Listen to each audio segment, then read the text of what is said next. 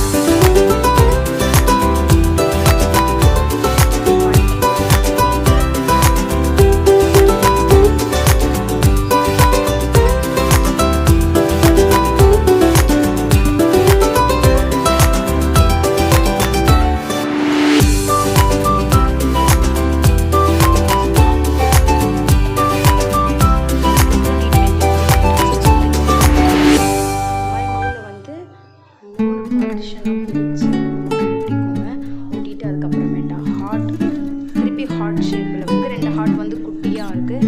இன்னும் 2 ஹார்ட் வந்து ஒரே சைஸில் கட் பண்ணியிருக்கேன். அதுக்கப்புறமேட்டா இதை இங்கேயும் இது 2த்தையும் இங்கேயும் ஃபிக்ஸ் பண்ணிடுங்க. நடுவில் இந்த மாதிரி பிரித்து பின்னாடி பக்கமாக ஒட்டிட்டு அந்த மாதிரி ஒட்டிட்டு அப்புறமேட்டா ஹார்ட் ஷேப்பில் 4 பீசஸ் கட் பண்ணியிருந்தோம். அதை வந்து இந்த நூலுக்கு பின்னாடி இப்படி வச்சு ஒட்டிட்டோம்னா அதுதான் ஃபினிஷ்.